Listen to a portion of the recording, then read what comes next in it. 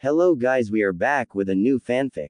Which is what if Naruto was banished and he became the new Raikage of Kumo, part 1. And if you enjoy this fanfic then please press the like button and subscribe to my channel for more fanfic like this. And now let's start the fanfic. The retrieval team that went after the traitor Uchiha Sasuke returned successfully. Though 4 out of the 6 were critically injured, they were healing amazingly well thanks to the Godime Hokage, the slug Sanin Tsunade. A member of that team possessing blonde hair is now stood in front the door that his comrade was being held. It was easy to get past the guards being such perverts using the infamous Waroke no Jutsu. He entered the room to see Sasuke. He was bound to his hospital bed. Sasuke turned to see who was visiting him and glared. He glared at the person who stopped him from obtaining the power he needed to avenge his clan. That person was Uzumaki Naruto. Naruto sighed at the glare and looked at him. "Are you all right?" Naruto asked. "What do you think?" Sasuke growled. "Well, I did say that I was going to break your arms and legs." He joked. Sasuke struggled to get free from his bonds as he jerked forward. "You think that this funny doby? Look what you did to me." Sasuke roared. "I told you that I was not going to let you go to Orochimaru. I'm trying to protect you from him and yourself. Do you truly think that he would have given you the power to kill your brother without a price? Think about it, Tem. I'll kill you." Sasuke sneered. "What? I'll kill you? If I ever see you again, I'll kill you." "Damn it, Sasuke, I'm trying to help you." Naruto shouted. "I don't need your help. I don't need Konoha. I don't need anything. The thing I need is power to kill my brother. That is all I care about and nothing else. You dare to lecture me? I'm an Avenger and you will always be a doby. Now get out of my sight." Sasuke yelled. He sighed sadly and turned to leave. Present. Then he lost his so-called first love. Flashback. Naruto waited at Team 7's meeting spot. He had gotten a letter from Sakura to meet him here. He did wait too long as Sakura came into view.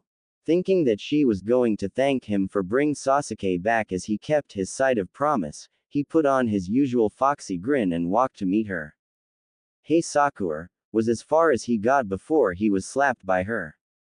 His head reeled back and he had a shocked look on his face. "How could you do that to Sasuke-kun?" she yelled. "I asked you to bring him back and you almost killed him.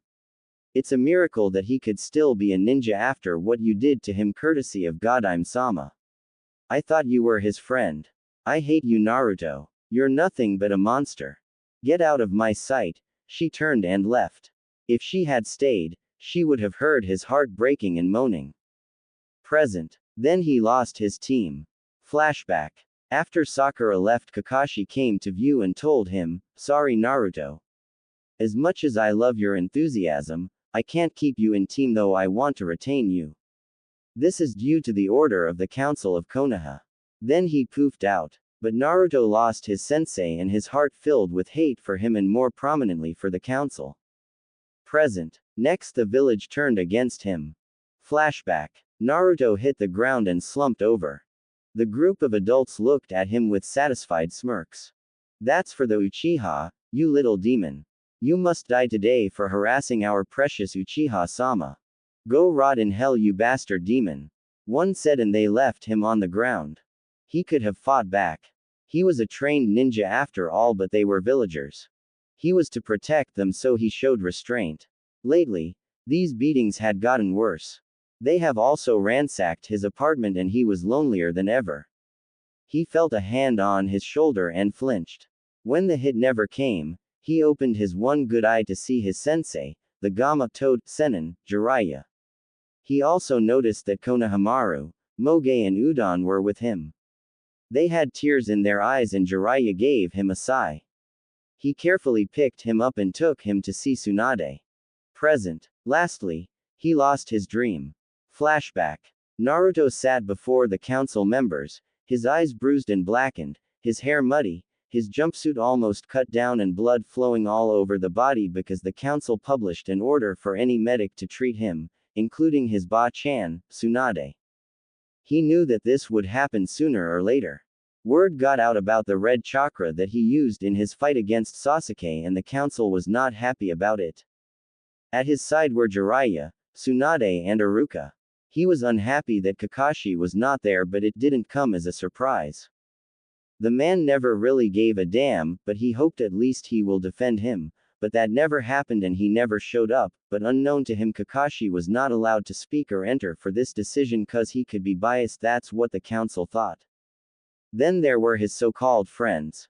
With the exception of Hinata, everyone avoided him like the plague after they knew about the nine-tailed fox.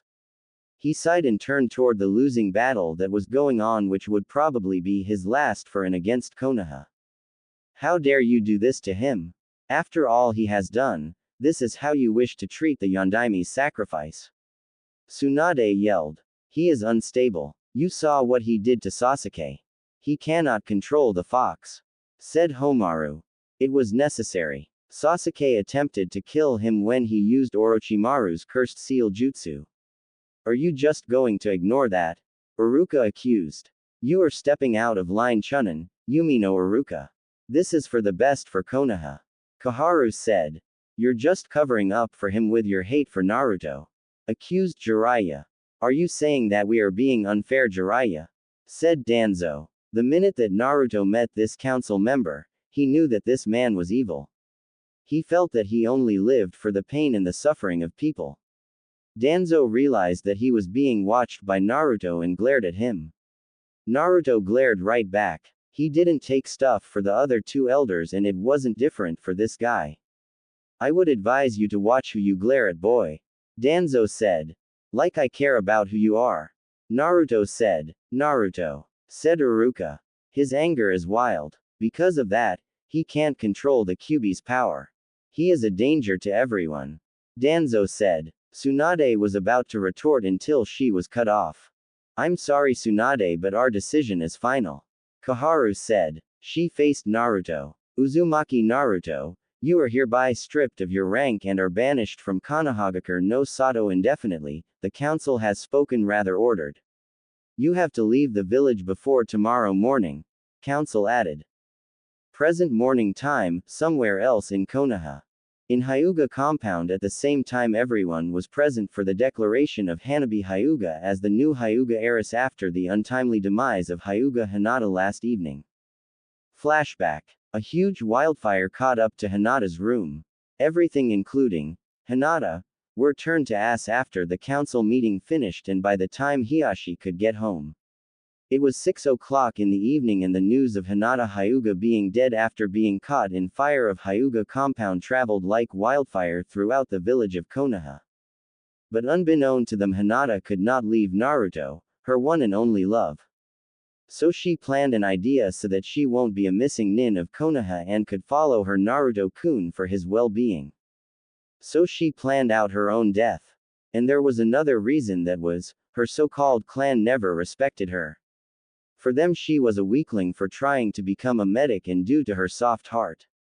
So she decided to leave the village as well to accompany her love even if they will get lost in the cruel world.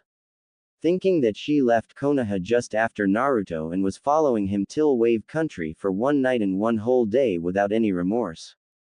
Present. So now, a soaked Naruto walked toward a destination. He just took off in a random direction, not really caring where he was going.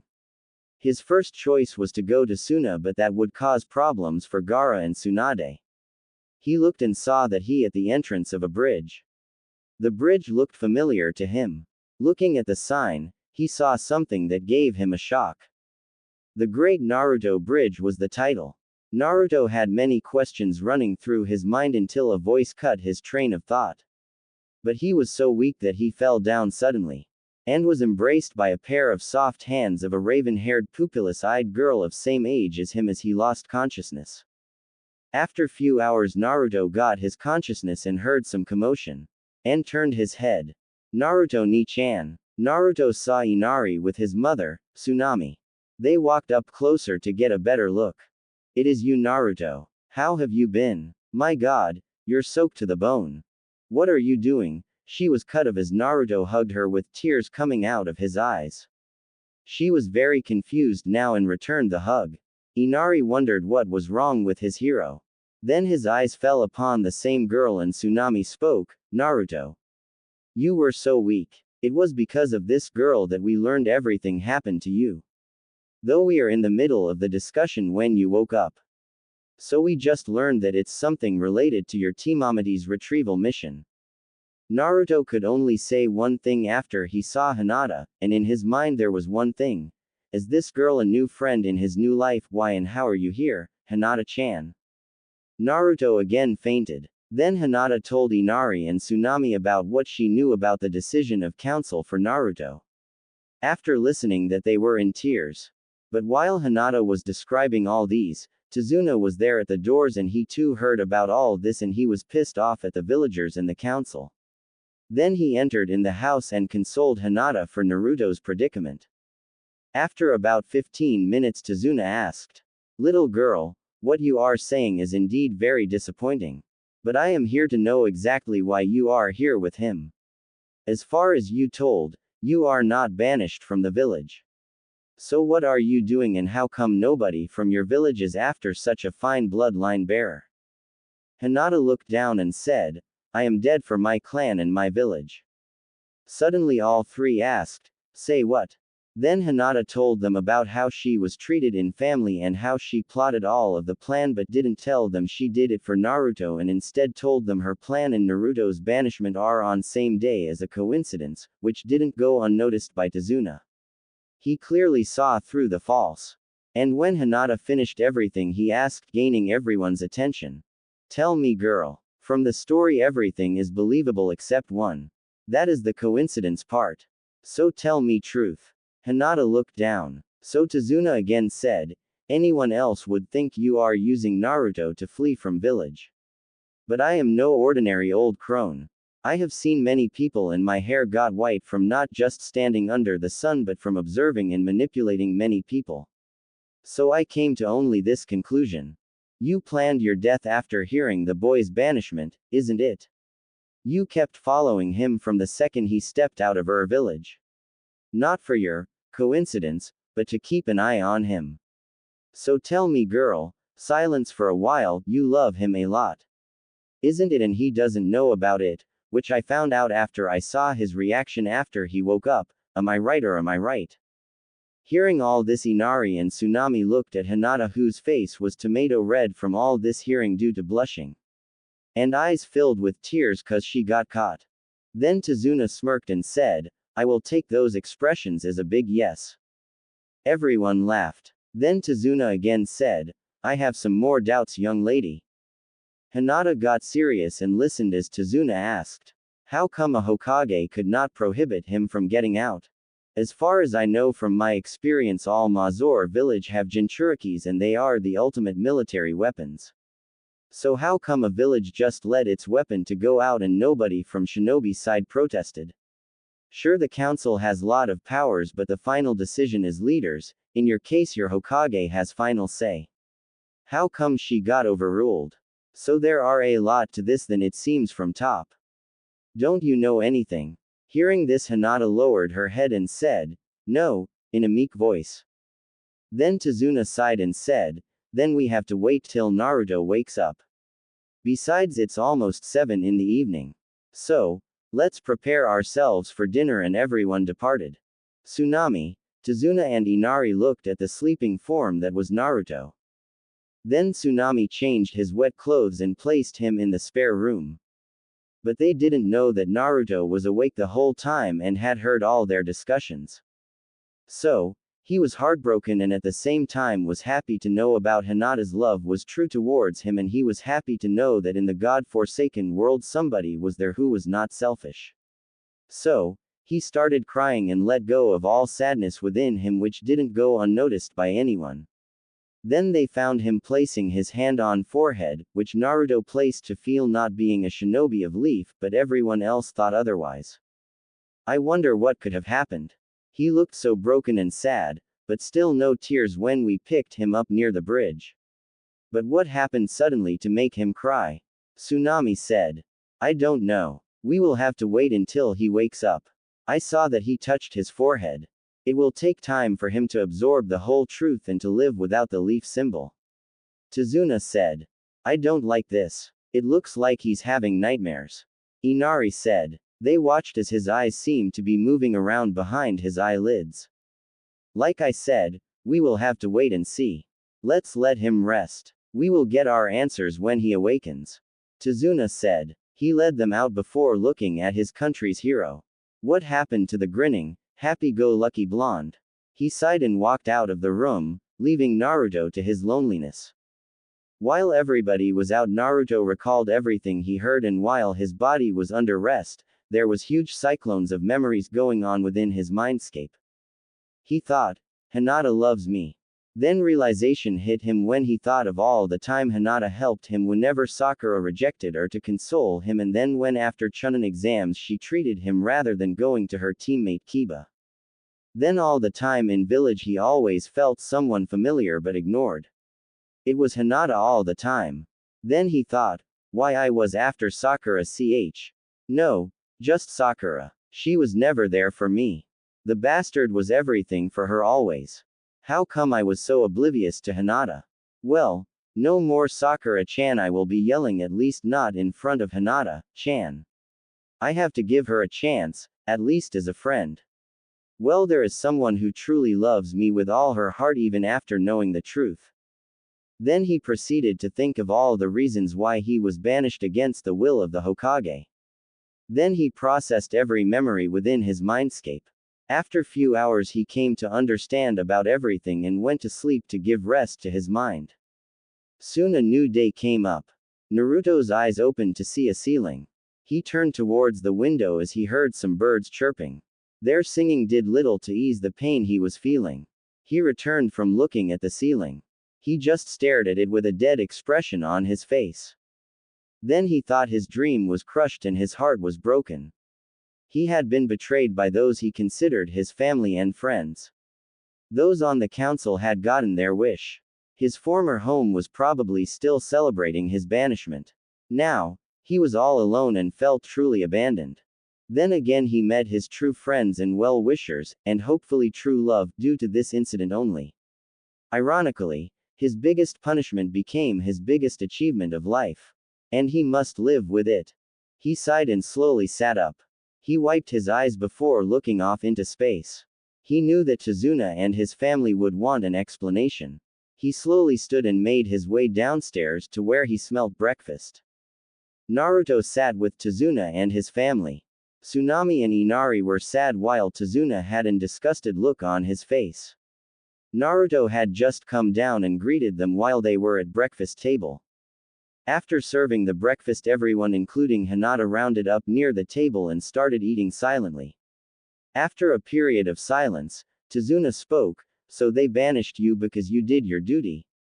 It seems that Konoha isn't as benevolent as they portray themselves to be. What I don't understand is how could they banish you? It couldn't be just because of Sasuke's condition that Tsunami started to ask and was cut down. Then Naruto decided to tell the full story and started speaking. 13 years ago, on the day of my birth, the Kyuubi no Yoko attacked my village, and he was cut down by Tazuna. Kid, we know the full details of how and what happened to you. If you had carefully listened, you could get that I was asking how you were banished, not why. The Hokage could have stopped this filthy ordeal. Then after a few seconds of silence, Hinata started to speak. When Naruto spoke, Hinata-chan. I overheard what Tazuna was speaking when you all were discussing. Hinata looked down when she thought maybe Naruto listened to her. And asked, so you heard everything? Naruto lied, well, not everything. I heard out from where Tazuna-san was throwing out his doubts. And I was thinking all night about all you doubts about Hokage's power. And I remembered a lot of memories before the Sasuke incident. Then Inari just left for school and everyone gathered. Hinata and Tsunami were looking for an explanation as they had doubts. Then Naruto spoke. It was a cluster of incidents from which I came to the conclusion. Let me tell you first what exactly and in which way happened and lead to my banishment. Then Hinata told, I have told everyone what happened. You don't have to tell again. Naruto said, What you all know is truth, but it is half-truth. Now I will tell what really happened. I am going to tell some secret things which I learned during all my pranks on all clans and civilians in the village. Flashback 1. Hokage Tower. Council Chamber. As Naruto entered the council chamber, he could feel the tension that was in the air which seemed to suffocate the room. Taking a good look around, he was able to see all those that were present.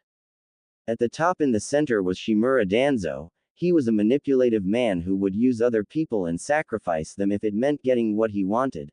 There were also rumors that he had worked with Orochimaru on occasion, but it was never proven, just like all rumors on the man. Naruto never liked him as he always tried to make him follow rules and tried to make him less likely towards human emotion. Naruto always felt negative vibes coming very strongly from that man. The two other elders either side of Danzo were Udatane Kaharu and Mitokado Homura, ex-teammates of Hiruzen Sarutobi, the Sandaime Hokage and advisors. Udatane Kaharu holds the belief that the group is more important than any of its individual members. Because of this, she always tries to do what she thinks is the best for Konoha, even if it goes against the Hokages or her opinion. She is also quite demure, but does not let this stop her from voicing her opinion. In fact, despite this, Kaharu is one of the few people able to put the fifth Hokage in her place when she oversteps her authority. Like Homura, she is more militant than the Hokage she served under have been, and sometimes leans more to Danzo's point of view. Homura is somewhat of an authoritarian, but he always has the village's best interests in mind. Like Kaharu, he is more militant than the Hokage he served under have been, and sometimes leans more towards Danzo's point of view. The others in the council were all the clan heads of the Hyuga, Inuzuka, Aburame, Akamichi, Nara, and Yamanaka. Hyuga Hiyashi was a strange person. Sometimes he neither hated nor liked Naruto, but once he defeated Neji he started to admire the boy as he defied fate, as one might say. He wanted to help Naruto then, but because of the laws placed around Naruto he was unable to do anything for the boy, leaving him to the wolves, one might say. Inuzuka Sume had always liked Naruto because his personality was more like hers in every sense of the word. The fact that he had a feral look about him didn't do any justice either. But she too was stopped every time by the council and laws. Aburame Shibi had liked Naruto as he could relate with the boy, considering that his clan held bugs within their bodies much like Naruto holding in the Kyuubi. They weren't stupid to relate the two as they were two separate beings. Shibi had actually gained some sense of respect for the young blonde as he had been able to fight through all the insults, glares, etc. when any lesser man would cave. The Ino-Shika Cho trio had also always respected and liked the boy as they were probably the smartest clans out there. They could easily tell that the boy was the scroll and not the kunai. They had also liked Naruto for the simple fact their children admired him the more he grew up, which actually made them train harder than ever. They were all now sitting in their clan seats along with Tsunade in the Hokage seat. On the other side of the room sat the Naruto sensei as he had been told to come. And finally there was the civilian council consisting of 15 civilian clan heads, which was surprising considering that Konoha was Mazor shinobi village, but in it majority number of clans were civilian clans, led by Haruno Mebuki, Sakura's mother. It was no secret that Mebuki was a gold digger when she was younger. Back in the academy, Mebuki always tried to bag the prominent future clans, heads Hiyashi, Fugaku, and Minato, but ultimately failed not only in seizing power but failed as a shinobi, leaving her with fellow shinobi failure Kazashi. After the Kyuubi attack, the council quickly passed new laws before the Sandaime was reinstated that allowed them more power over the village than the clan heads and Hokage regarding certain matters when the advisors support them. Present time. Now you could understand what kind of rusty people are there in Konoha Council. Now onto the bad mouthing I got. Flashback 2. Danzo, looking as Naruto with narrowed eyes, spoke up. Do you know the reason for why you've been called? He asked the confused blonde-haired boy who blinked at him. Not really, I was just told I had to come here. Naruto explained with a raised eyebrow as if asking why he was here. Danzo for a moment looked smug for some reason. We, of the council, have viewed everything that had happened on the latest mission, and given certain circumstances, we have voted to have you exiled from Konohagakure, indefinitely. He said with conviction, making almost every shinobi snap their heads in his direction in shock, while the civilians smiled as they got their support from one advisor. Naruto Uzumaki brought back Sasuke Uchiha in very desperate condition, in which he could never have been a shinobi if we didn't have Tsunade to save him. For that action Naruto must be punished. Koharu spoke up while looking at Naruto with hate through her squinted eyes. He also used his tenant's power while fighting the Uchiha, putting his life in danger along with anyone else who may come in contact with the boy in the future. Naruto Uzumaki is a ticking time bomb ready to explode. Homura explained. Tsunade shouted in his defense. He used the Kyuubi but not of his own will, and he used just one tail of chakra. He put his own life in danger while fighting Sasuke when he was under the cursed seal influence, and that too at level 2. We should be thankful that he brought back Sasuke, or else Orochimaru would have the Sharingan. At this, civilians protested that Sasuke did that under the influence of cursed seal, or else he would have never left Konoha in the first place, and so he is a loyal shinobi. At this, Tsunade asked Shinobi Council for defense, but Danzo said, the civilians are right. He was thinking of finally getting the command over the last Uchiha or live Sharingan, even if it was at the price of the Kyuubi brat. It was a good deal nevertheless. Naruto didn't know that due to the fear of getting in the bad side of Danzo and his so-called disbanded route, no Shinobi Council member supported him.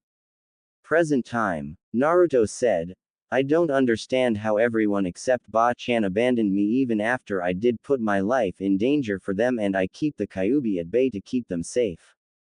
Tazuna said, because they never liked you in the first place.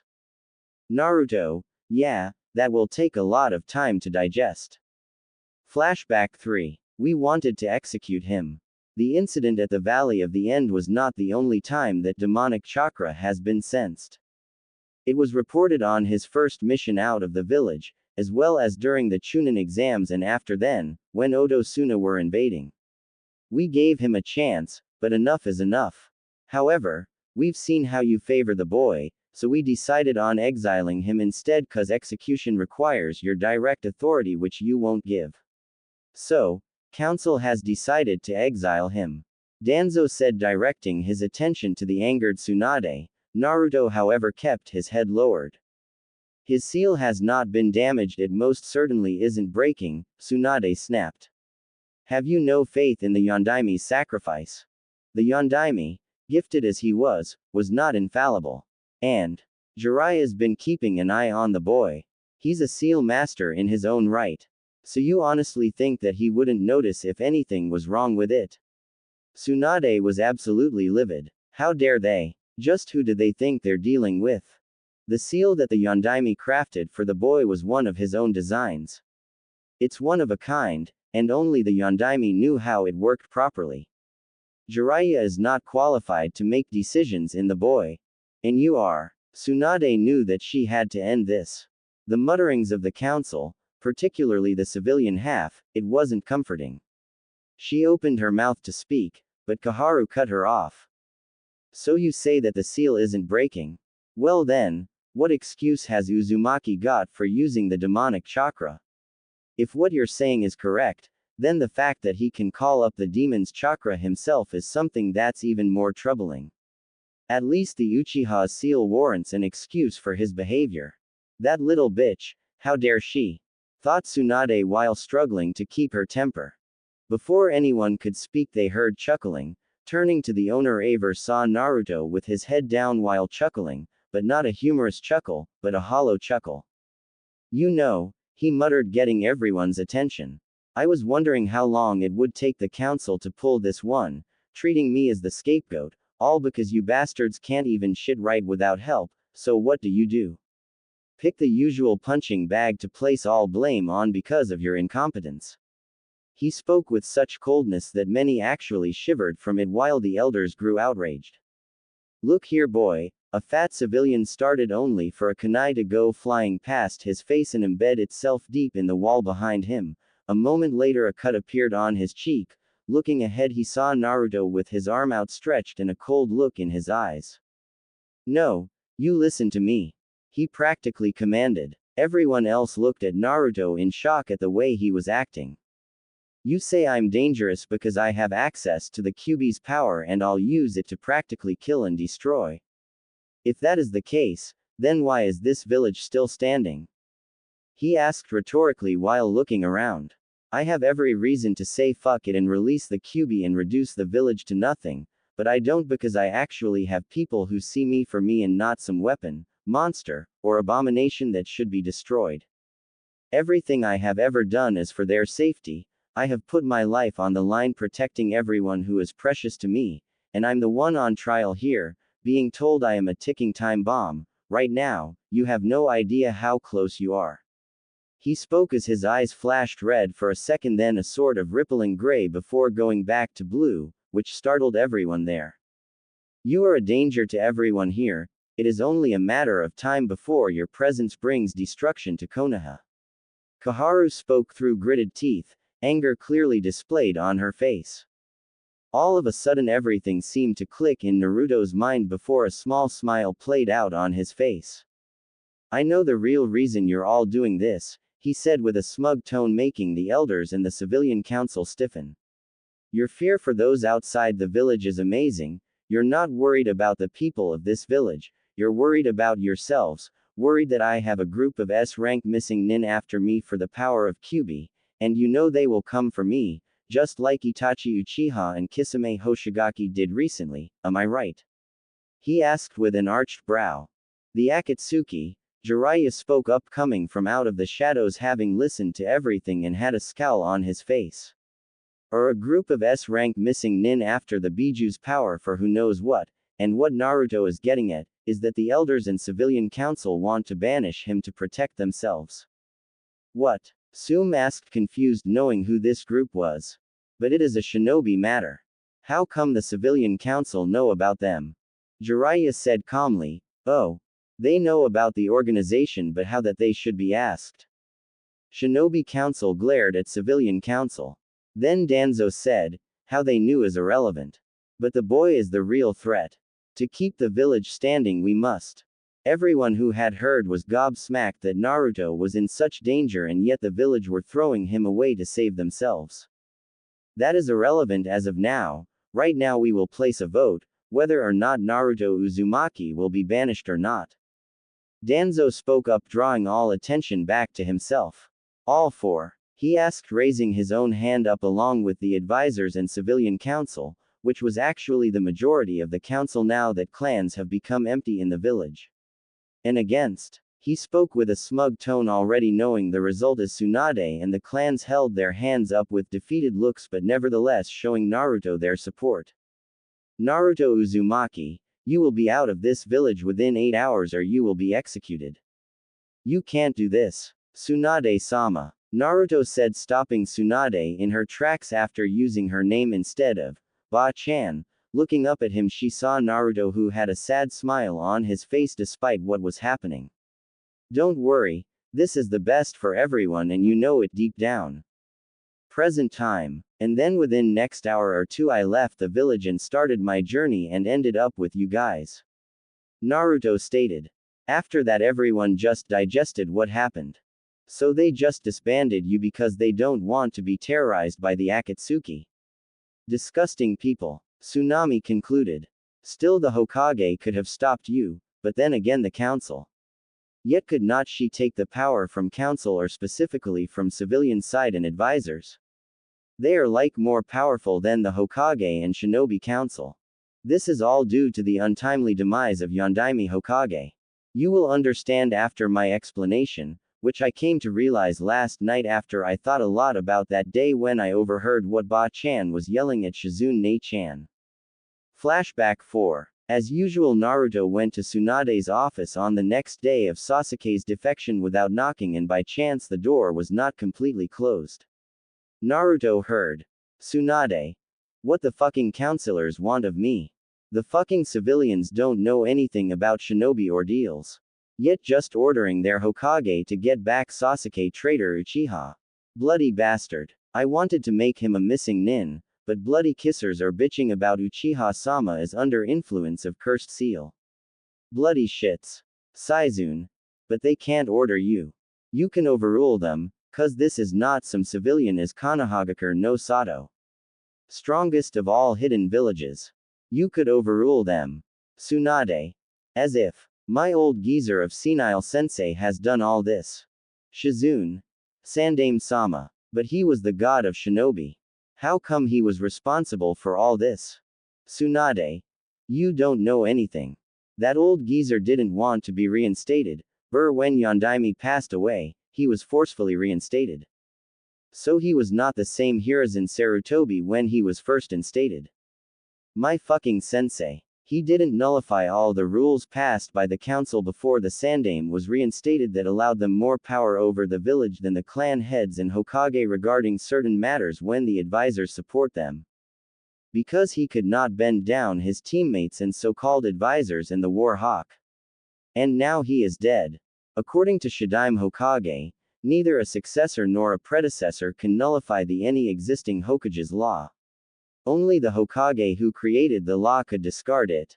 If he dies before that, the law remains forever. Seizun. So the council basically the bloody civilians took the chances when whole village was in sorrow after the Kyuubi attack and after Oto Suna invasion and made their stand strong in the village council chamber.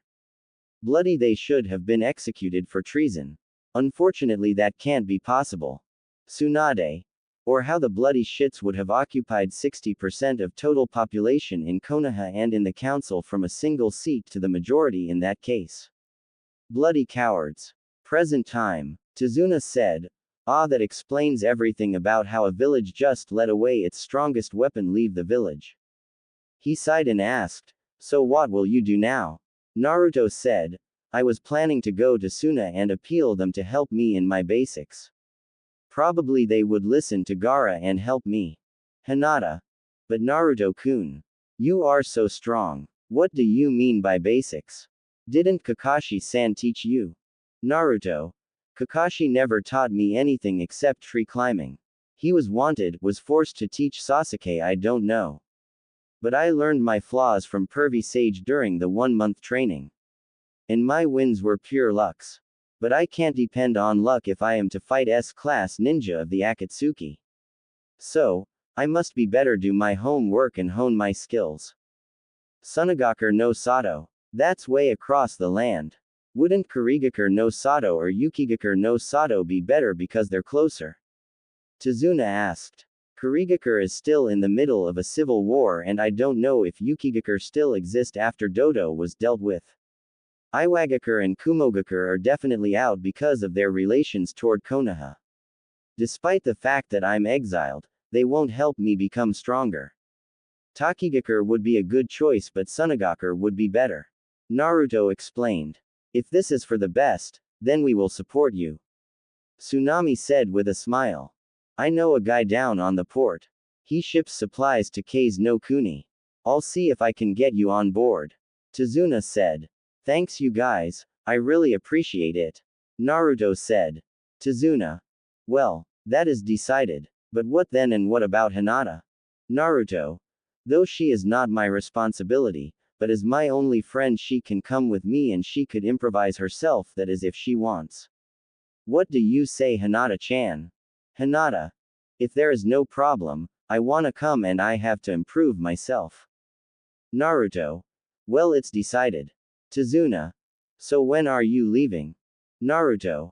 I need to rest for a week to regain all my strength and restore all my chakra. Maybe after 10 to 12 days we will leave from here. But if there is no problem for you. Tsunami. Of course not. Inari will love for you to stay here. Naruto. Thank you. And so life continued for 14 days. On the final day that is after 2 weeks of his banishment Naruto was on a cliff in Wave Country. Naruto sat on the edge of a cliff. After a good cry and a little rest, he stepped out to get some air. From his position, he could see the village. He saw that the place looked more lively. He could see many vendors and shoppers. It also seemed like the shipping had gotten better too. He was happy that things had turned out well for Nami no Kuni. He turned his attention to the setting sun. It reminded him of the sunsets in Konoha. As he looked at the sun, he began to plan what to do next. Without Konoha backing him, it made him easy pickings for the Akatsuki.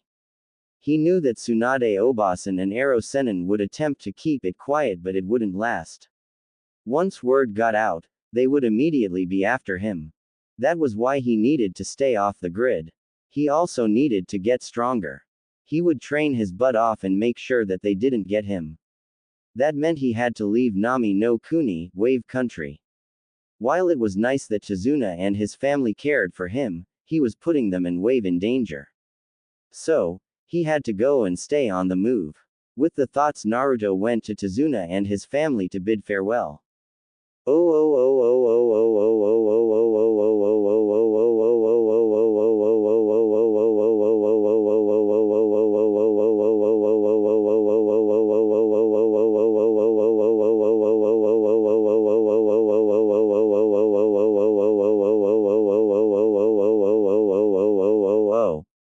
The next day morning, Naruto and Hinata started traveling and went to the person who Tazuna introduced to them.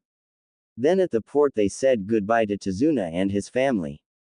On the way, Naruto made several kage bunshin to help the man on deck and went to take rest and dozed off thinking last night's event and Tsunami's advice.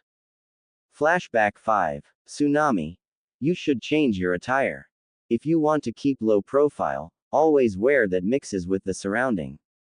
And your hair is so unruly and it's blonde, so you should keep it inside a bandana, so no normal person could detect you. So, you should wear makeup on your face or should wear black goggles on your eyes to hide the blue colors. And Naruto had a complete new look. He was in complete black pant, shirt, black bandana, black goggles, except a brown overcoat to mix with the sand in Suna. At this, Hinata blushed and hearing Tsunami's motherly behavior giggled. So Tsunami turned to her. Tsunami. And you young lady.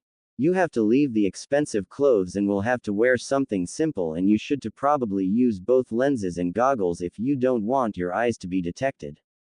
And Hinata had to leave lavender. Now she was in complete white and in simple dresses too. She looked beautiful. Naruto. Hey Hinata-chan. You look beautiful. Hinata became red of blushing. Present time. Now they were in the same dress in the ship.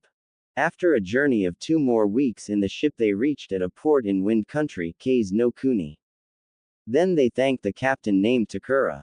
Takura was very pleased with the shadow clones technique of Naruto. Due to that, he didn't hire the 50-odd people for the deck work and continued with just his crew of 15 people. So he spent less and earned more. So, he gave Naruto the payment of 25 people for 14 days, of course he saved 25 people worth charges, which Naruto gave to Hinata for safekeeping.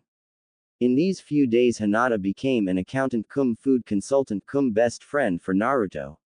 Then they both bid farewell to Takura and proceeded towards Sunagakure no Sato, village hidden in sands. Naruto started his journey towards Suna with Hinata. After a few hours they were near Sunagakure no Sato. Naruto thought, how is Gaara doing and how will he take when he learns that I am banished from Konoha? It's almost a month now. Hope words of my banishment are not out or the Akatsuki will run after me as an easy target. However, he was pulled out of his thoughts when he heard some commotion ahead. So, he took Hinata and they hid near a sand dune and observed Gaara and Kankuro. Tamari was there with her fan showing all 3 moons on it. They were facing a group of Konoha shinobi. He recognized the 2 of the Konoha shinobi who were examiners of the Chunin exam. He listened carefully to what was going on. I understand that you are upset with us right now, but please be reasonable. If we go back and go around, we would be wasting half a day to get to our destination. Please, allow us to pass through your borders. Kotetsu asked. You should count yourselves lucky that we haven't banned you from entering Kase no Kuni. It will only be for a year. Surely the great Konohagakure could last a year without our help. Kankuro asked sarcastically. One of the Konoha shinobi was seething. You sand rats should consider yourselves lucky that we didn't retaliate after your betrayal. He spat. Whatever. You guys are just bitter because your daimyo punished you for your stupid actions. I mean, you just let go of your strongest weapon and the great Nine Tails Jinchuriki at that, the very weapon which your Yondaime created at the cost of his life, whose presence inside Konoha was alone suffice to keep your enemy countries at edge, knowing well that if they attack they might have to face against the strongest of the bijus. But now him gone, you lost that threat, and to think that all major hidden villages have their Jinchuriki and the strongest village just threw away its weapon. The fire daimyo just lost a lot of assets which he lost because his weapon was gone. Boy, he must have been pissed. Temari mocked. The Konoha shinobi growled and reached for his holster, but he was quickly wrapped in sand. Everyone looked to see Gaara with his hand outstretched. He was slowly closing his hand, making that guy cry out. Please, Kotetsu begged. You will go back and around the borders as we dictated. Gaara said. He released the shinobi and watched as he regained his breath. This will be your only warning. Kotetsu and Izumo looked at each other aside. All right, we will abide by the decree of your council. If it makes a difference, my friend and I were not one of those who agreed with the situation. Izumo said. Gaara didn't say anything to either of them, making them sigh again. They moved to help the shinobi up and they made their way back toward the border. Gaara watched as they were out of his view. He then looked toward the sand dune. Uzumaki, you are free to come out. Gaara said. Everyone was confused when they turned to see Naruto stand up and remove his hood. Hey Gaara, long time no see. So, what have you been up to? Naruto asked. You two can come out, Gaara said. Hinata dressed in pure white came out. She looked just like an angel. Kankuro had stars in his eyes after looking at her. He started drooling and Temari bumped his head to stop the antics of her pervert brother. But when Hinata opened her sweet and soft voice and said, hello, very politely to Gaara, all hell broke loose and Kankuro fainted as he never faced a kunoichi so gentle and beautiful. Temari shook her head in shame. Soon their relief came and they made their way back to Suna.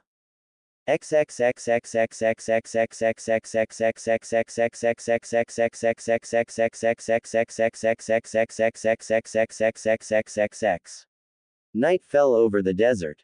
Naruto, Gaara and the others were eating dinner.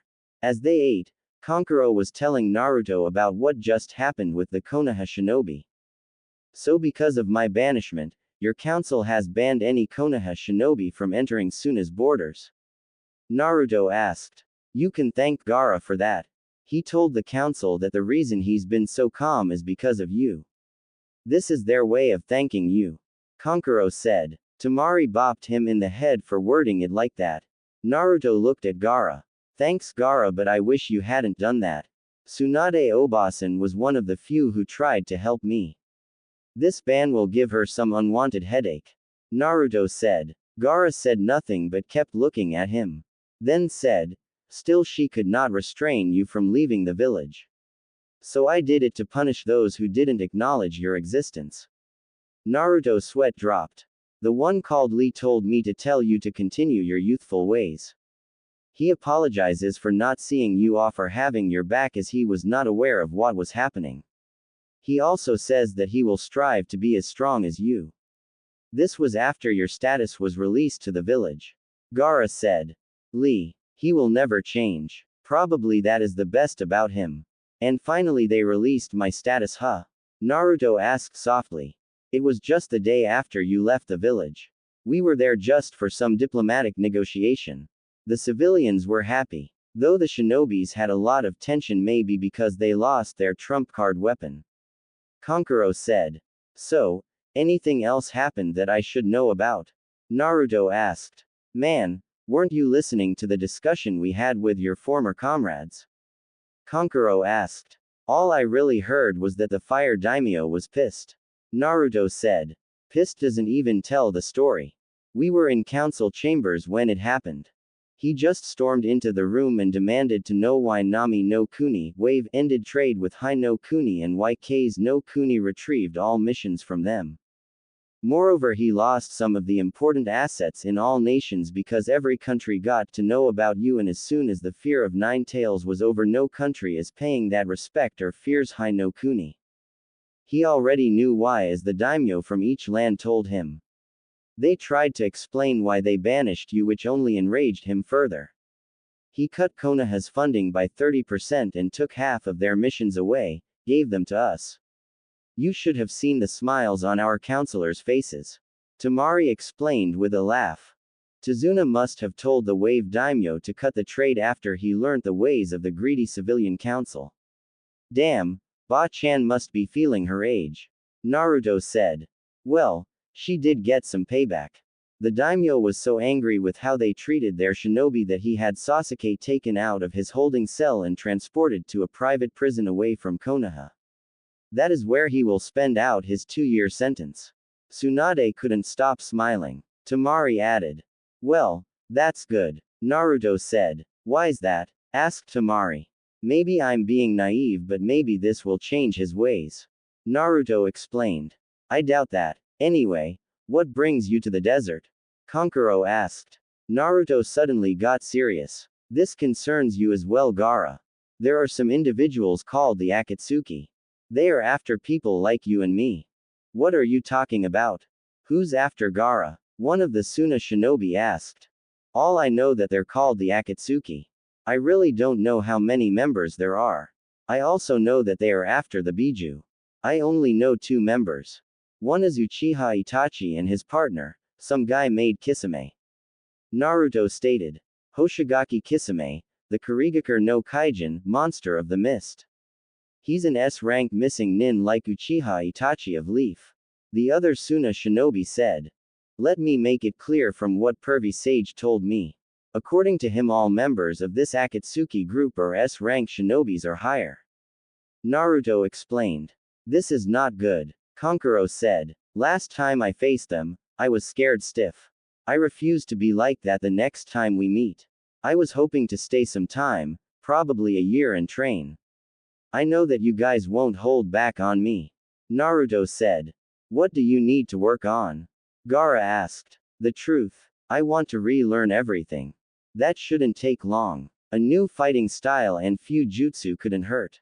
Naruto stated. I will speak with Baki when we return. I will also join you in this training. This Akatsuki seems to be serious. Gaara said. Naruto grinned and continued to eat. What about her? Kankuro asked, pointing at Hinata. She will also train. But if you could keep her at your disposal, that would be better.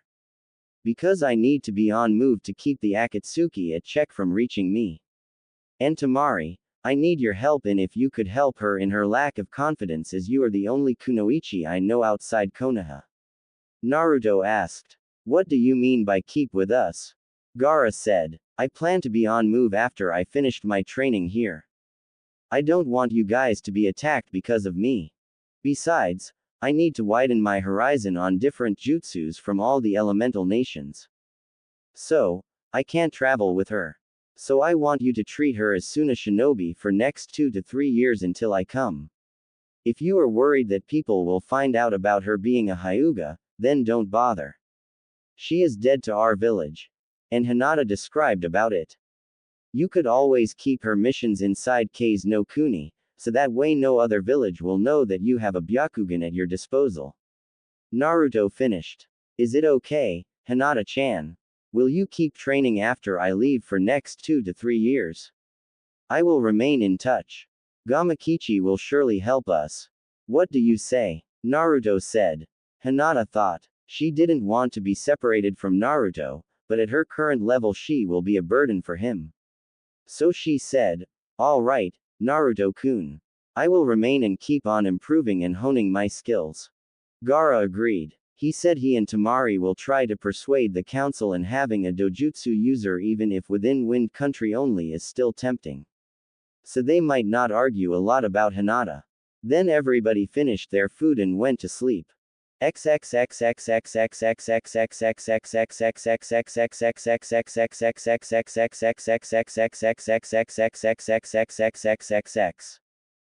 day in the morning at 10 o'clock, Naruto and Hinata stood next to Gaara, Temari and Kankuro. The trio brought them before the Suna Council. They told Naruto that they would have to gain their permission for training. They stood at the ready as the council finished their last decision. When it was over, they turned to Gaara and his siblings. So Gaara, you have a request. Who are the boy and the girl with you and your siblings? Asked the head speaker. This is Uzumaki Naruto and the girl is Hyuga Hinata. They have come seeking training. Gaara answered. They all looked at Naruto and Hinata. Yes, I remember you now. You are the one who defeated Gaara during the invasion. Baki said. This is the one who defeated Gaara. A councilman asked surprisingly. He looked him over, making Naruto nervous. He doesn't look like much. Naruto's nervousness turned into annoyance. He was about to say something but Kankuro stopped him. Exactly why should we agree to train him? If I'm not mistaken, isn't Konoha your village and should not they help you? A councilwoman asked. Then Naruto told the council about his banishment and lied about Hinata by saying that she was abandoned by her clan because she was weak and as she didn't have anywhere to go, she accompanied him hiding the true reasons. That is very pitiful. Still why we should help? A counselor asked. He has brought with him important information that you all should hear. Temari said. She ushered Naruto forward. Making a mental note to prank that councilman, Naruto stepped forward. Okay, there is a group of shinobis that are after people like me and Gaara. 14 years ago, I was used to seal the Kyuubi no Yoko. When on a mission to retrieve the Godime Hokage, I was approached by two shinobi.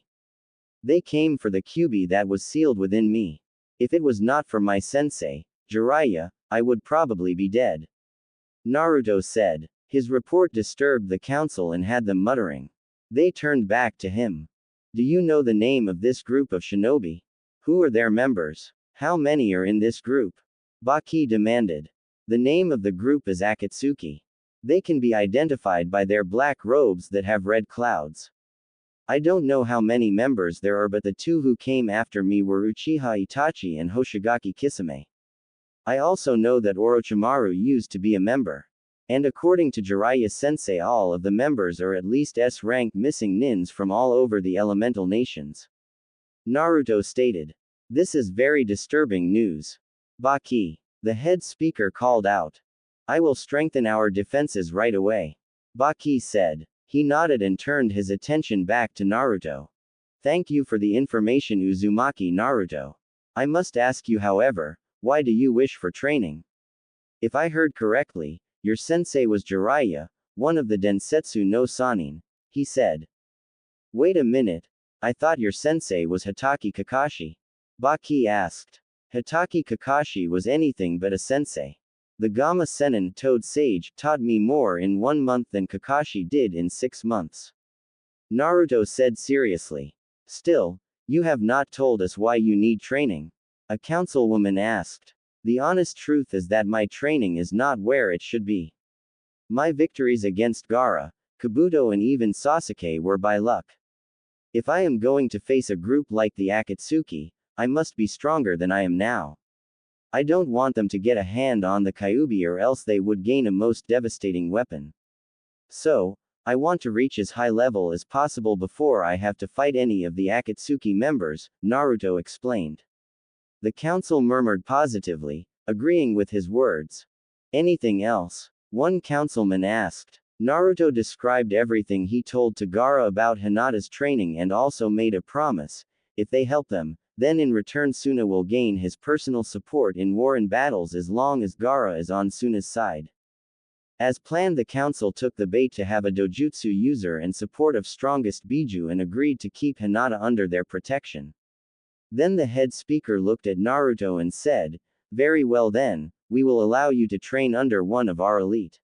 We will give you 9 months worth of training. After that, you will have to move on. Till then you can learn whatever you could grasp. Naruto nodded. 9 months is plenty of time. Just watch, I'll be kicking and taking names in 4. Naruto boasted. The council looked at him with a bit of disgust. Temari and Kankuro just smirked and snickered at his behavior. Gaara had no expression at all. The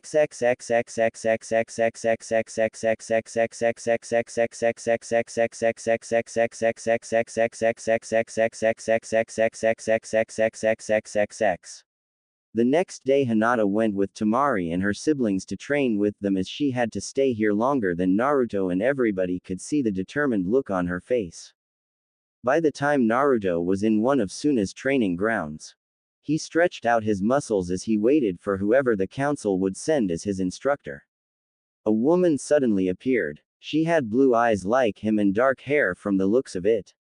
He really couldn't tell from the turban that she wore. She was wearing what all Suna shinobi wore. What really confused him was the scroll that was on her back. Upon further inspection, he saw that it was cloth.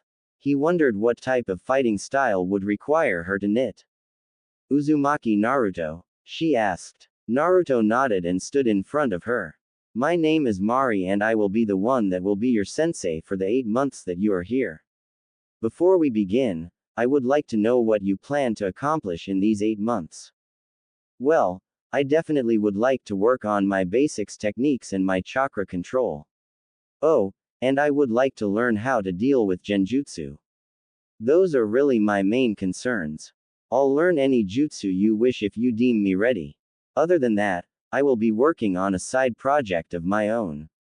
Naruto explained. Mari nodded and appeared to be happy. Very good, I can definitely help you out with the first 2. The genjutsu is also not a problem, but we'll get to that later. Let us start by you showing me what you got. We will go further after that. Mari said and readied herself.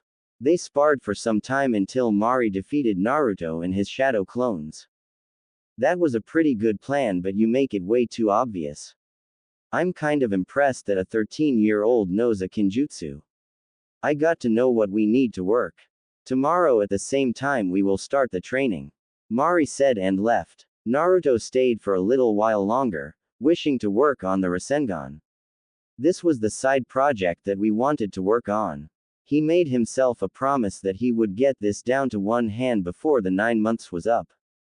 After first month, time passed on. Kankuro dropped Naruto on the couch of his temporary home. The blonde looked tired and was a little damp. Tamari, Maki and Gaara were all there with him. Gaara turned his attention to Maki, making her flinch a little. How is he doing under your guidance? Gaara asked. His potential is through the roof. It's only been a week and his basics and chakra control has gotten better. He learns more through the body than he does the mind. That's something that is a bit difficult. Mari explained. So, you have him doing the waterfall climbing exercise? Tamari asked. Yes, and he almost has that down. If he gets to a level that I'm comfortable with, I teach him how to glide across the sand. So what are his weaknesses? Tamari asked. He has almost Raikage level chakra reserves even if he is a genin, which is impressive. But his chakra control is so poor that it depletes after 2 to 3 C-rank jutsus. Being a Jinchuriki only makes his control poorer as every day his reserves are getting higher from previous day. How he manages to create hundreds of Kage Bunshins is a miracle in itself considering his chakra control. If he got better chakra control then he will be a force to be reckoned with. Secondly, due to such poor chakra control he'll never have the skills for genjutsu. We are working on a way for him to dispel them and sense them. He needs to update his tactics a little as well. He main one is becoming outdated and easy to see. A genin with enough training can see what he's planning. Maki said. She then remembered something that she needed answering. I asked him who his sensei was. If he was trained by Hitaki Kakashi the copycat ninja, then Jiraiya the Gamma Sennin, how is he so far back? Mari asked. Well, he doesn't see Kakashi as his sensei. Jiraiya only had 1 month with him before he was banished. Kankuro answered. Well, at least he's fun to train. I'll be taking my leave now. Mari said and left via Shunshin. Tamari walked over to Naruto and smirked. So, how do you like the training so far? Naruto grinned and gave her a thumb up. Next day Naruto was thinking that in 1 month he trained his off, yet he improved a little. His taijutsu and chakra control were slightly better. He thought, I need a fast way to learn if I want to make it to high-class Shinobi League, but how? At the time he unknowingly made 2 cage buncheons and punched them. This time he felt pain to himself, but it was not physical. He thought, what is happening? Then he made 10 more shadow clones and hit them with a log to dispel them. Suddenly he felt pain in his head as if someone has hit him hard. Then he went to Gaara alone and told him to use sand coffin on one of the clones. When Gaara did it, Naruto felt the pain as the clone. After that he realized one thing, if I get the feeling as of the clone, why I am figuring this today. Then he thought, all those times I was in the middle of battle or other tensions so I could not feel but it was there always. Maybe I could try to train with them. Soon Naruto made 3 shadow clones and sent them to Temari, Kankuro, Gaara and Hinata for sparring and requested them to dispel their respective clone after some time. After half an hour the clones dispelled and Naruto got the minor headache which he was used to with all the memories of sparring. Then he thought, I can't train physically with them cause they don't have muscles to transfer. But they can be used for taijutsu katas, ninjutsu training, boring study of scrolls and books. So from tomorrow onwards I will work on muscle development and stamina increase with the original body while the rest non-physical will be done by my shadow clones. Opening curly bracket. And that he did. Next day Naruto applied shadow clones to his training regime, but he could not hold them for more than 1 hour. So, he started with chakra control under the guidance of Maki with KB the 200s in numbers. The results were showing after a week. So Naruto continued throughout the month.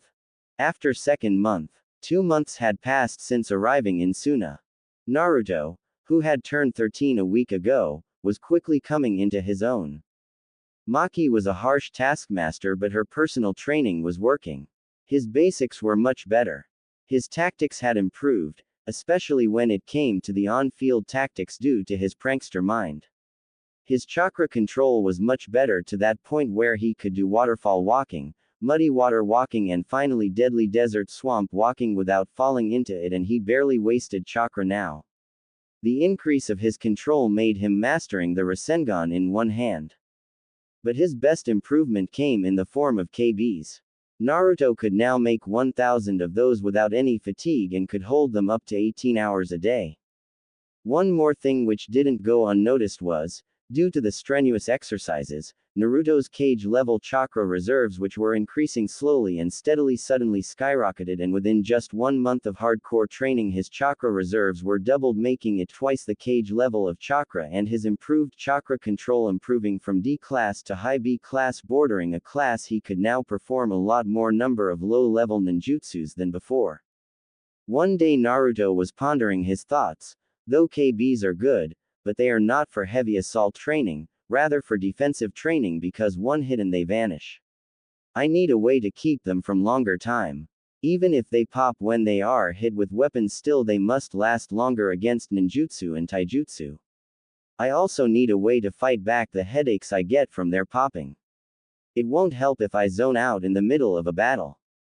That day Naruto was sparring with Kankuro's puppets in the evening.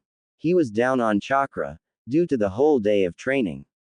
So he fought directly by himself and he was panting. Looking that Kankuro teased, everyone says you are a stamina freak with huge chakra reserves, but you are acting like some low-class ninja, who needs tons of chakra restoration pills to restore the chakra. Suddenly Naruto's head perked up, because he got the solution for the KB's longevity. He yelled, Kankuro, you are a genius, and went to Hinata to get some chakra pills, to which Hinata felt strange as Naruto never needed the pills. Kankuro meanwhile was thinking, this cannot be good. Soon Naruto returned and formed 2 KBs. Then he gave them each a pill and ordered to fight Kankuro. Kankuro attacked again, but this time neither of the clones dispelled after a single hit. Kankuro was shocked. He threw weapons from puppets. One of the KBs took several hits and dispelled, however the other one still defended itself. Naruto learned, I will find the solution so that they won't dispel after a few hits from the weapons, but for now it will do the job. And soon he formed 2 more KBs and ordered all clone to prepare 100 KBs and gave all 303 KBs a chakra pill and told them to attack Kankuro. After 5 minutes Kankuro went to hospital full of bruises for treatment. Then after treatment his siblings, Mari and Hinata asked how that happened and he answered Naruto was experimenting on him. Everyone looked for an explanation. I found out my KBs are popping out easily with one hit. So I wanted a solution. When in the evening spar Kankuro told me about pills I got an idea. And Naruto explained all things. Aren't KBs meant to be dispelled with one hit? Mari asked. Yes. However when they ate pills their chakra reserves restored to my level. As they are chakra entities without blood and bones with same amount of reserves as me they act like containers for storing chakra only. As they are solid yet without a real body they don't get the physical strain or side effects like drowsiness of chakra pills. When 3 KBs created KBs their memories are piled up into just 3 original KBs. So after popping out I get memories of all but headache of a few which I am accustomed with. Because of full chakra they'll sustain as long as they want even in battle and can restore chakra when needed by devouring chakra pills. Naruto concluded. Tamari said, so it's like thousands of Narutos fighting in a battle. It's like you can create armies of your own. Truly ingenious. Quote. Naruto said, oh yeah. I can teach you if you want. Mari said, that's good and all, but you know it's a kinjutsu for a reason and even if anyone learns it, they may not pull it up as you are doing, because you have been doing the jutsu for ages and accustomed to all pros and cons. It's like this KB is a part of yours. Maybe there is something in your blood that you are so adept with it. Only you can use it that way no one else can. Naruto scratched his neck and said, you sound like I am some kind of genius of shadow clones. You may be true. Still just think in just one day I could use only 2 KBs to create 2000 and train for 20 hours and after them dispelling I get experience worth of more than 4 years. I myself can improve in physical condition while my clones could do all hardcore nin, taijutsu training and they can go for as long as they want. It's so awesome. Tamari murmured to Hinata, he is the biggest stamina freak I have ever seen. Whoever becomes his girlfriend will be either very happy or will be very tired. Wait, that girl might be you. After all you left the village for him. Isn't it? Hinata blushed at the thought of having a future with Naruto. Her cheeks were deep red. Naruto realized something and said, by the way on the training ground Kankuro actually was fighting 303 clones worth twice the cage level chakra and lasted 5 minutes. That might be a record. You have very high endurance to beating. Everyone minus Gaara gaped at Kankuro, who was feeling proud for achieving such a feat. But maybe that is because all the beatings you get from females due to your perverted nature. That's why you are accustomed to beating. Naruto said. Kankuro growled and everyone laughed at him. Then so on Naruto continued to train. After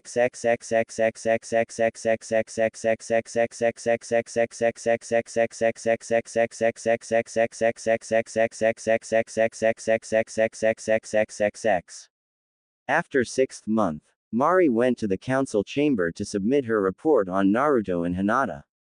The counselors looked at it and were gobsmacked after reading the report. So they said, Mari, care to explain this report and if anything else you want to say about this blonde kid? Mari said, from the day 1 to the end of 6 months I trained the boy and I was amazed at his potential. He is like a pure diamond needed to be polished properly. I mean you can see from the report that his chakra reserves increased to almost 8 times the reserves of a normal cage that is without the Kyuubi and he has improved his chakra control to A class bordering S class. Basically he has the highest amount of chakra reserves I have ever seen in a single person. If he completes the final chakra control exercises like running on sand and separate all 7 color sand in less than 7 seconds by the end of his 10 months time span, which was completed only by one shinobi in Suna, The Sandame Kazekage. Everyone gaped at that because Sandame Kazekage was hailed as the strongest of all Kazekages, and to match him required skill. He will have the chakra control of a Kage or a very high-level medic. At his ever-increasing chakra reserves, he will be like a chakra monster with endless amount of chakra. One counselor said. So basically from the report the kid is a prodigy. Too bad we can't keep him to save the alliance with Konoha, or else he would have been a deadly asset. Anything else? Mari nodded. Surely the kid would have been a great weapon in our arsenal. But I think he has improved his basics a lot, and I think it's time for elemental training. One counselor said. At first we never thought he will learn this much in such period, but we have already signed his agreement and now we can't go back. So proceed with it. Let's be happy that we'll have a powerful ally ninja in the future if situation calls for it. What about the girl? Mari. She is doing a lot better since Lady Tamari helped her overcome her stuttering, shyness and lack of self-confidence. However, for the last 3 months she is under the eyes of Chiyo-ba-sama. She apparently is here and want to speak something about the girl. Counselor, let Elder Chiyo enter. Lady Chiyo entered into the council chamber. She was a short lady in her late 70s. She was hailed as soon as greatest poison specialist. She was supposed to be the greatest medic after Lady Senju Tsunade, which she always despised. So seeing Hinata, she got the idea to take that mantle from Tsunade even if it can't be her. So she wanted to teach Hinata personally to make her the greatest combat medic to ever live, even surpassing Tsunade, and she was right in a sense because in current generation there was no one to match up to either of them. But she never knew that her supposed medium of revenge against Tsunade will be hailed as someone great in future. She took a seat and spoke. I took the Hyuga girl under my wing almost before 3 months. I am here to say that the girl is a true hard worker like the boy. Within 3 months I realized that the girl is a naturally born and gifted medic at antidotes making, medicines and surgery. Within 3 months she learned the greatest medic weapon for surgery or battles, the chakra scalpel, due to her superb chakra control. Again, she has the dojutsu with which she could perform the most complicated surgery effortlessly with proper training. Her kind nature is all the better for patient's treatment. So I, Lady Chiyo, hereby appeal you to grant me permission to take her as my apprentice. I promise within next 1 year I'll make her the greatest prodigal combat medic you have ever seen. By the time the blonde brat returns she will be our asset and will be our ally to help Suna if something happens to me. Councilpersons saw Chiyo and thought she had a point, that she was getting old and hence if she could give them a better young medic then they could make a treaty to make a deal of faith with the girl. So they decided. Very well. Permission granted. Now as everything summed up, the council is adjourned. The next day Mari took Naruto and Hinata to a large hall-like place surrounded in thick glasses that was inside Suna's academy. They entered a dimly lit room. They both saw that there were 5 glass lanterns, each with a different color, and every lantern was placed on one small sand dune each. Maki ushered him to stand in the middle of the 5 lanterns. When he did, a seal appeared under him. You've come a long way in such a short time, so I think that you are ready for this. This place is called the Hall of Elements. Our future Jonins use this room to learn their chakra affinity. Mari said. Chakra affinity? Naruto asked. Everyone is tuned to a certain element. This room will show us what element will be easier for you to learn and use. The way this works is that you stand in the middle of the lanterns. A seal will appear when you flare your chakra. One of the lanterns will glow brighter than the others. That one lantern will tell us which element you're in tuned with. Then the sand dunes reaction will tell exactly how strong is your affinity, Mari explained. She didn't tell him that the entire council and Jonins are watching him from outside the hall using camera installed in the hall and waiting to see their affinity to order them what to teach them. So which is which? Naruto asked. The color of the flames inside lanterns determines element, and sand dune reaction tells us the strength. For instance, in case of a good affinity, the red flame is fire and the sand under it will turn a little bit transparent.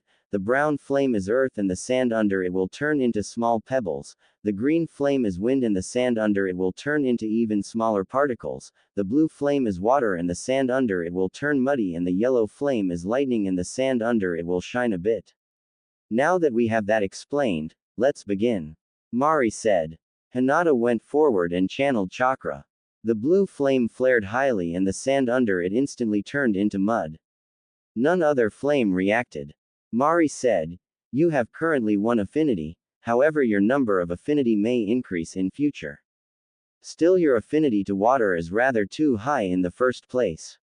It is good for you because water is the best affinity for a medic to treat patients." Hinata was rather happy and moved from her place. Outside the hall, council spoke to Chio, "Your choice of apprentice is the best at the moment.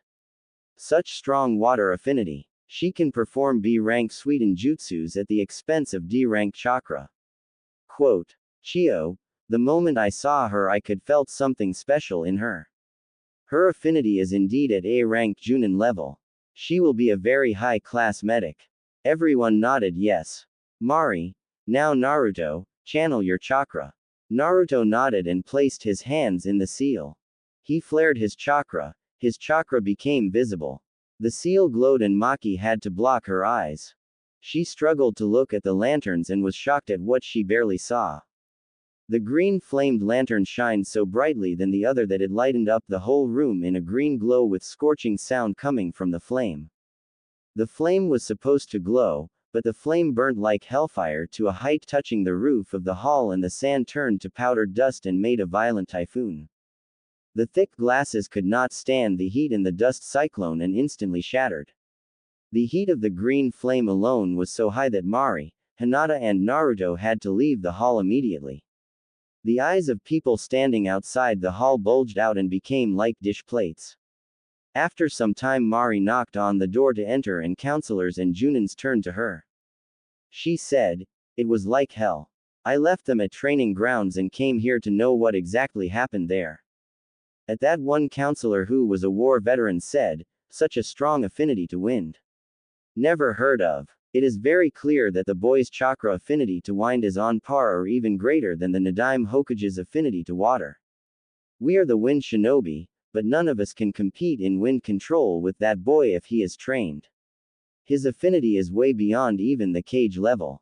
If he is trained he can pull out S and SS rank wind jutsus like D rank jutsus. Thank Kami he is friend with Gaara. Indeed, in front of his affinity my affinity seems child's play and I am said as the strongest wind user in Suna. I think I need permission of council to teach that kid. It will be an honor." Baki offered. "Excuse me." The video analyzer shinobi spoke, attracting everyone's attention. "His wind affinity is like a wind god. That is true. However, it is not his only affinity." The video analyzer shinobi said. "What do you mean? There is no chance that he has another affinity. His wind affinity is too high to allow other affinity to exist. Besides, he is a genin. He can't have more than one affinity." A councilman said. "Please look carefully in the video. He not only has the strongest affinity to wind ever exist in Suna, but he also has very strong affinity to fire, lightning and water, which are almost at elite Junin level. He has 4 affinities in total. I have never seen a shinobi more than 3 affinities. But here I thanked Kami that this boy doesn't have all the affinities. At least he has no affinity to earth." The video analyzer shinobi said. True to his word, everyone saw in video that the red flame burnt brightly up to 5 feet and the sand under it turned into solid one-piece glass mass. The yellow flame too burnt brightly up to 5 feet and the sand under it shined like sun rays at noon. The blue flame burnt brightly up to 5 feet and the sand under it turned into a very slimy swamp and devoured the lantern. Everyone was surprised at the revelation. "What? How is this even possible?" a councilman exclaimed. "Calm yourself," ordered the head speaker. He turned back to Mari. "Are you sure this is for real, Mari?" She nodded and asked in a hope to train the boy that, "What is my orders, honorable council?" "Continue to train him as we have said. Start him on learning to control his wind affinity and show him some lower wind jutsu. Then train him in all of his secondary affinities for the girl. Elder Chio will see to it," the head speaker said. Maki bowed and left the council room. One fat councilman looked at the head speaker. Do you believe that was wise? He asked. That boy reminds me of how Gaara when he came in here asking to be a part of the Sand Anbu. It is the same look that he has. Also, should he go out into the world and become big, we would be credited with his growth. It is something that we can use in the future. He said with a laugh. Another 2 months had passed. Naruto watched the sunset from the roof of his temporary home. The setting sun was a beautiful thing to watch. Naruto would watch it sometimes back in Konoha, on the Hokage monument. Thinking of his old village did not depress him anymore. Suna was a better home than Konoha ever was. During his 8 months in Sunagakure no Sato, he had made friends with several shinobi and civilians. He even was a friend with Elder Chio who was teaching Hinata. She acted like she wanted to kill him because of the few pranks he pulled, but he knew that she loved him. He even got to know the Sabaka sibling a little better. He supported Gaara's dream of becoming Raikage and felt that he would do his village proud. Kankuro was a closet pervert and he made it his mission to expose him at every turn. Temari's crush on Shikamaru was a surprise. She threatened him with bodily harm should that information should ever get out. They learned each other's dreams and goals. He felt like he was a part of their family. His training had picked up and he was more confident in himself. His tactics were borderlining the intelligence of Shikamaru. His basics and mastery of the Rasengan were at Kage level. His chakra reserves increased to 10 times that of a Kage. He was S rank bordering Kage level at chakra control. He could detect genjutsu better and had a way to dispel them which need a bit more work. He had learned 2 new wind jutsu, the Futon, Daitapa and the Futon, Repusho, both high D rank jutsu and also Kaden, multiple fireball, AD rank fire jutsu. But whenever he used them they acted like high A rank jutsus. Baki told him he needed very strong control over wind to perform D rank jutsus at their level.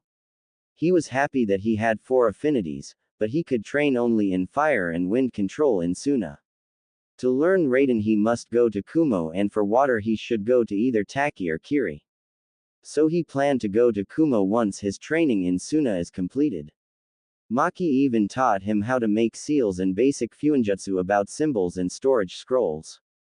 Maki was impressed by how quickly he learned it. He was growing stronger and living a stress-free life. He would sometimes, mentally, thank the council for their decision. Those bastards actually did right by him. He was missing Konoha less and less. Yo Naruto! A voice shouted. Naruto looked down to see Kankuro. Hey, what's up? Naruto asked. Get dressed in some good clothes and come to our house. Kankuro ordered. What's going on? Naruto asked. You'll see. Just hurry up and get there. You know how Temari is angry. Kankuro informed him. Naruto did know how violent she was. He quickly ran to put on some clean clothes. Naruto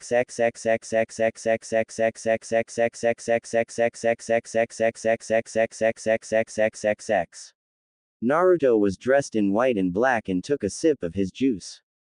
He listened to Hinata talk about her day while Temari was decorating up the place. Kankuro was arguing with her about something that he could not hear.